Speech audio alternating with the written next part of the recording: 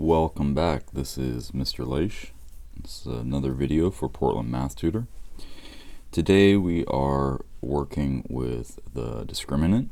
That's a piece that we can pull out of the quadratic formula. The discriminant is the piece that's underneath the square root. Okay, that's the b squared minus 4ac. The discriminant can help us to find out how many solutions, or rather how many x-intercepts the quadratic will have. So I'm just going to give you here the notes, and then on the next few slides we are going to get into the reasoning behind it and how to apply the discriminant to figure out how many solutions there are. So b squared minus 4ac, if that turns out to be greater than 0, well, then there are going to be two solutions. That's because if you take the square root of a positive number, you're going to get an answer. And then you're going to add it or subtract it. Secondly, if b squared minus 4ac is equal to 0, then you're going to have exactly one solution. That means the parabola is going to bounce off of the x-axis. And finally, if b squared minus 4ac, if the discriminant is less than 0, that means it's going to be a negative number. And if that is a negative number, then we all know that the square root of a negative number doesn't have a real answer. So in this case, the quadratic, or the parabola, is going to have no x-intercepts. It's not going to touch the x-axis anywhere, therefore it's going to have no real solutions. It will have two imaginary solutions. Okay, before we get too far along, I'd like to touch on the possible graphs of quadratics. So there are only about 6. You can kind of reduce it down to 6 different possibilities. Once you have your quadratic equation in standard form, we're going to be looking at the a term, the a coefficient, or the coefficient on the x squared term. If a is greater than 0, then there are 3 possibilities. One is that, this is the x-axis, is that your graph could have it could cross the x-axis in 2 spots. The next possibility is that your parabola could bounce off the x-axis. And finally, there's the possibility that your parabola could just not touch the x-axis at all. Now you see that this is when a is greater than 0, and we're opening up. When we open up, we have our parabola is going to end up having a minimum value. All right, so that minimum value occurs at the vertex. Okay, and the vertex actually falls on a line called the axis of symmetry. And that axis of symmetry, the equation for that line is x equals negative b over 2a. So that's just a little useful bit of information. It's a little off topic for what we're doing right now. We're looking at the discriminant, but I thought I'd throw that in there. The next possibility is that our a value could be less than 0. Okay, and you probably guessed it. We're going to be opening down in this case. And the parabola could either cross the graph in 2 spots, it could bounce off, just like before, or it could not touch the x-axis at all. And this correlates to our 2 solutions, 1 solution, and 0 solutions. Likewise, when it opens down, we're going to end up having a maximum, and that maximum value occurs at the vertex, which falls on the axis of symmetry, and the equation for the axis of symmetry is, again, x equals negative b over 2a. All right, so all these 6 graphs fall into 3 categories. One category is where we have 2 solutions,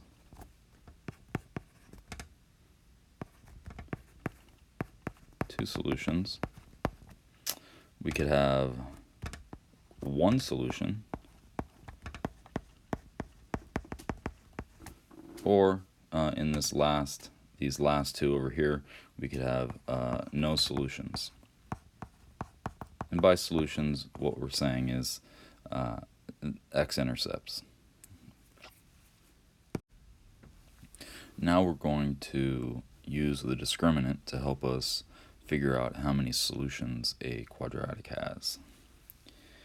Well, if we say that our discriminant, b squared minus 4ac, is equal to d, and we say that that is a number greater than 0, let's think about what happens when you take the square root of a number greater than 0, of a positive number. Well, you're just going to end up with another number. If we end up with a number and we plug that into our quadratic formula, we're going to get negative b plus a number, plus that square root, divided by 2a.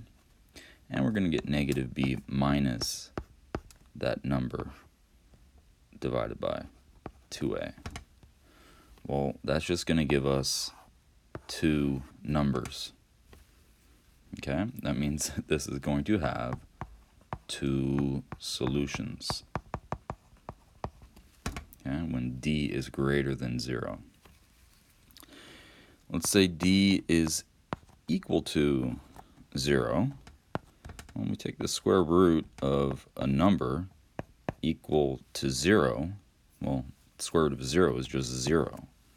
Okay, and then we're going to have 2 cases. We're going to have one where we're adding 0 and dividing by 2a, and one where we're subtracting 0 and then dividing by 2a. Well, is there any difference between adding 0 and subtracting 0? No. These two are equal. So it doesn't really matter if you're adding or subtracting. That means we're going to have just 1 solution in this case. Finally, if d is less than 0, and we try to take the square root of it, well, less than 0, that's a negative number. We can't take the square root of a negative number. We won't end up getting a real number result. So in this case, it doesn't matter if we're adding or subtracting. Our whole formula falls apart because we're starting to work with complex numbers in this case. So when d is less than 0, d is greater than 0, d is greater than 0, and then we have 2 solutions. If d is less than 0, or sorry, equal to 0, we have 1 solution. And if d is less than 0, we have no solutions. Okay, now we are getting into some examples. I've got the discriminant listed up here in the right corner, b squared minus 4ac. And remember, we're looking to see if that's greater than 0, equal to 0, or less than 0.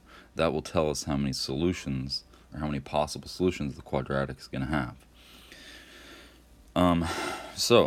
Applying that, say we have a quadratic here, and we want to know how many solutions does this have? How many x-intercepts does this have? Well, all we need to do is we need to identify A, and identify A, B, and C. Well, in this quadratic, A is 1, B is -3, and C is 2. So we're just going to plug those into our discriminant formula here. Okay, we have -3 is B squared minus 4 times A, which is 1, times C, which is 2. Okay, so -3 squared is 9, and -4 times 1 times 2, well, it's going to be -4 times 2, that's -8. Well, that's 1. Therefore, our discriminant, in this case, b squared minus 4ac, is greater than 0. So, if we look back at our notes, we know that with the discriminant greater than 0, we're going to have two solutions. That means that it's going to cross the x-axis in two spots, either opening up or opening down. Well, we also know that A is greater than 0, so it's going to be opening upwards. So this gives us kind of gives us a picture, or gives us a little bit more of an understanding of what this quadratic is doing. Okay, so we're just starting to analyze different characteristics of the parabola. Okay, we have another example here. So remember that the first step is to identify our A, our B, and our C.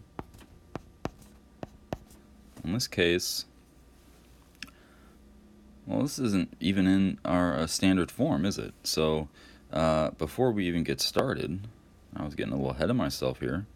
Before we even get started, we need to write this equation in standard form. And remember that standard form is ax squared plus bx plus c, so equals 0. So let's get everything to the left side.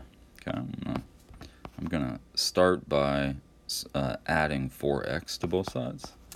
So plus 4x on the right, or sorry, the left, and then add 4x to the right, so that cancels out that last term. Now I'm going to add 8 to both sides. I'm going to get 1/2 x squared plus 4x plus 8 equals 0. Okay, well, now that it's in standard form, I can go ahead and identify what my A, B, and C are. So A in this case is 1/2, B is 4, and C is 8. So we just need to plug that into our formula. B is 4, so I'm going to have 4 squared minus 4 times A, well, that's 1/2, times C, that's 8. Okay, so that's going to be 4 squared is 16. And this is minus 4 times 1/2. Well, that's going to be -2 times 8. That's going to be -16. All right, well, what we have here is 0. Okay, so in this case, B squared minus 4AC is equal to 0. And if we look back at our notes, we'll see that in this case, when the discriminant is equal to 0, there's going to be exactly one solution. The quadratic either bounces off the graph going up, or it bounces off the graph, bounces off the graph, if I can get this there, going down. And we know that that in this parabola, we know that A is greater than 0, so it's going to open up, and it's going to have a minimum value. All right. Another example. So on the last example, I got a little ahead of myself. We have to make sure that our equations are in standard form before we start identifying the a value, b value, and the c value.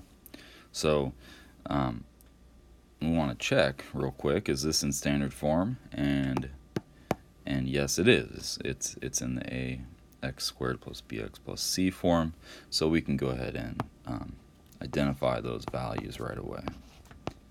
A, b, and c. A is the coefficient on the first term, which is a 1. Coefficient on the second term, which is -4. And c is the coefficient on, c is the constant.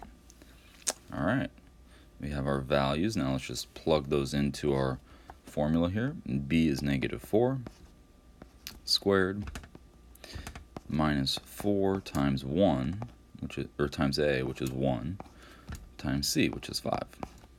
Okay, it's going to be, well, 4 squared is 16. And then -4 times 1 times 5, well, that's going to be -20. And, okay, well, what do we got here? We have a negative number for our discriminant.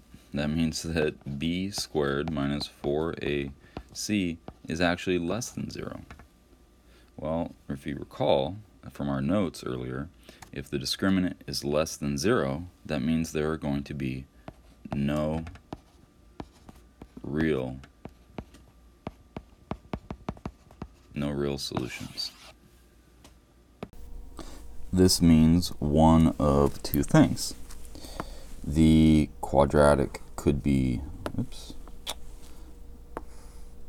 opening up above the x-axis, or the quadratic could be opening down below the quadratic. And since we see again that our a value in this case is 1, that is greater than 0, so this graph right here is a possible representation. Okay, all right, here we go, another one, another example. Well, this is just an expression, right, that represents a quadratic. To write it in standard form, we'll just set it equal to 0, and we are going to need to fill in some pieces. There is no linear term, no x term, so we're going to put in a x term with a coefficient of 0. It's going to look like this. It's going to be x squared plus 0x minus 1 equals 0. You actually don't have to set it equals 0. It could be set equal to y. We just want everything on the same side, or on one side. And now we can identify a, b, and c. Well, a is the coefficient on x squared, b is the coefficient on x, and c is the constant. Okay, so b squared, 0 squared, minus 4 times a times c. Alright, 4 times a times c. Okay, well, 0 squared is 0. -4 times 1 times -1 is going to be positive 4.